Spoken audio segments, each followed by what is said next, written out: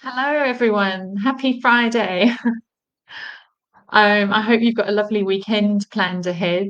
But as with many of my clients, um, you know, for them, sometimes part of the weekend is dedicated to either seeing or contacting their parent on the phone or via Skype or whatever, Zoom or whatever it might be.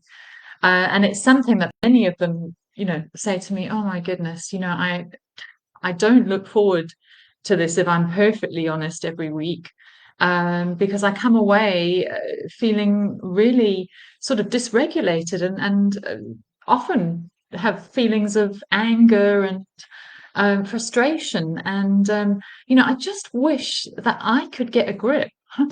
I wish that I could be a bit more, a bit less sort of affected by it. What do I need to do in order for that to be the case? Because if I can sort out my reactions, then it'll be okay. So I thought I'd do this video slightly differently this time, with a bit of a sort of a scenario of the situation. And I wish I had someone I could role play it with here, but Um, I'll just go ahead anyway. Um, so there you are, Sunday evening. You've had a lovely weekend. Had done some lovely things with the family.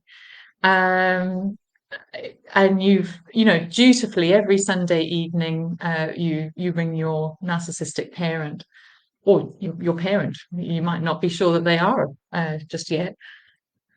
So you might have some thoughts going through your mind about, what's come up during the week and, what you're going to share with them. But also, perhaps you've, seen some information about narcissism and it's sort of playing on your mind a bit in the background, but you kind of push that to one side and, dismiss it as unimportant, really, and you're sure this conversation is going to be a lot better. And, I'm sure it'll be fine. Um, so you psych yourself up. You might notice your chest tighten a little bit, but not too bad, and you tell yourself it's just silly. I mean, why are you feeling tense already? It's only your parent, and you haven't even got on the phone yet. What's wrong with you? And if you don't, if you're tense already, you're going to make it tense. So it's probably you that's creating the tension, not them. Anyway, so you make the call and, the parent picks up on the other end. And I suggest that a couple of examples here. There might be others, but these are two that often come up. It can pan out in either of these two ways. So, of course, it's uncertain from the start what state the parent will be in and how they're going to respond to your call. So the first one could be along the lines of, "Oh, hi. Yes, yeah. I've just put the stove on. Um, okay. Let me go and turn it off then. Just wait a second." Sigh. So that's the first option. The second one might be completely different. It could be something like, "Oh, it's lovely to hear from you. Oh, tell me what's new. What have you been doing then this weekend? What's going on? What's the latest?" So in the first scenario, what's been triggered in you is a massive sense of guilt. You're made to feel guilty for calling at an inconvenient time. The second scenario is a bit confusing because the parent has come across as, so engaging and so interested in you.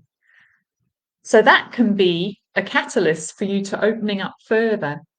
You might say, "Oh, yes, well, actually, yes, it's been a lovely weekend. We went for a barbecue with friends, and it was a lovely afternoon." And then you might open up a bit more and say something like, "Well, I felt a bit bad though because I wasn't able to bake that cake I promised in time, so we just picked one up en route." Um, and the parent be nodding along, and nodding along. They'll be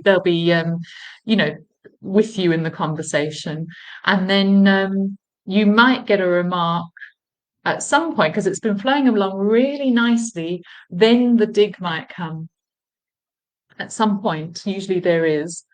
Oh, oh gosh, that's a shame. What was it? Did you forget to start early enough? Like last time. Um, or it might be something a bit more disguised, like, oh, I wouldn't worry about that. In fact, often the shop bought cakes can be better, than yours, or something along those lines. Maybe not as obvious as that, but it leaves you feeling like there's been an arrow sent, and you're not quite sure of what it was that's dysregulating you emotionally. That there's a sense in you of a bit of being a bit diminished somehow, or a bit demeaned. And it's obvious. Sometimes it's not obvious in the moment. It's something that it's almost like your body reacts to it, and then you come away after the call and you're just mulling it over, and then you think, oh my goodness, okay, yes, it's because she said this or he said that. And in both of these cases, though, um, you know, you just know that it's not sort of a caring, safe, life-giving, supportive conversation. And I suggest that you should feel tense before you ring. You are right to be on guard.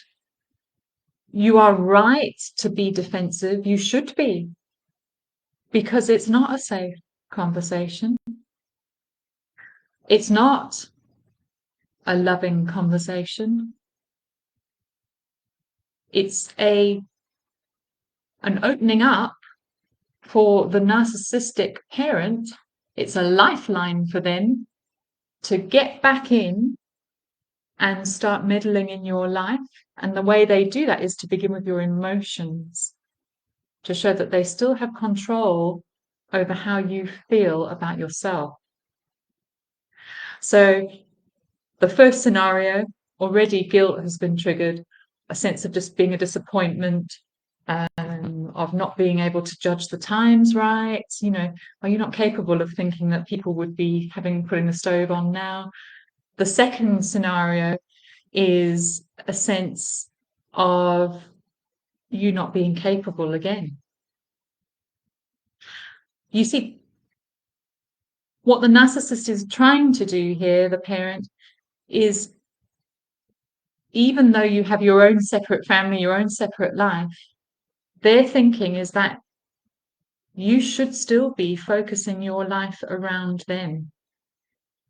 And so when we give them any opening, like such in a phone call, that is going to be the underlying focus for them, is to get your attention focused back on them, as it always was when you were a child.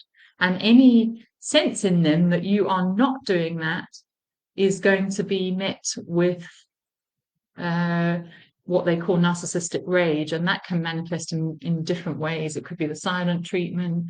It could be literal angry, rageful outbursts.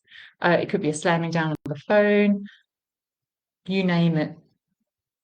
Now, you see, the difficult thing here is, we all want to be good sons and daughters at heart. That's really what we want to be. We want to be able to be there for our parents. We want to look forward to being with them. But the sad reality is that that is not an option. Not in that sense anyway, if you have a narcissistic parent. So what has to happen is, instead of feeling obliged to dutifully ring your narcissistic parent, what needs to happen is we need to start listening to these reactions within us, these defensive, sort of tense, coming away feeling dysregulated, we need to listen to that. And it's not that we are not able to cope with it, it's that we are with, or we are in an unhealthy relationship, and anybody would respond the way we do. And our duty then is to ourselves first, duty to me to take best care of me so that I can be the best I can be in my life now. And the narcissistic parent's life is theirs. So there has to be a real shifting here and a letting go of that image of being the amazing son or daughter that you've always wanted to be. But unfortunately, the reality is that opportunity has been robbed of you. You're not able to do so in this type of relationship. So my advice, and I say this to clients all the time, is, look, you don't have to kind of cut off completely and, that's it. It's just about taking the next step. Okay, if you're calling weekly and you're having these reactions, well, maybe it's time to cut that down to twice a month and see how you feel after that. Can you manage that? Or is it having an impact? If so, once a month. And it's a process sort of really listening to yourself and judging what you need to do to lead a healthy, whole, wonderful life, because that is your priority, and that is what your task is here on earth, is to come to life, to come to life. But the narcissistic parent does not want that. They want to take your life for their own well-being. Anyway, bit of a heavy topic for the weekend, but important nonetheless. And I hope you all get to have some rest time this weekend. It's really important to sort of allow ourselves that, and to step in as the good parent to ourselves at the end of the week. Anyway, take care, everybody, and see you tomorrow. I'm going to do another one tomorrow, and then I'll take a pause every Sunday. You'll be delighted to know. Thanks, everyone. Bye now.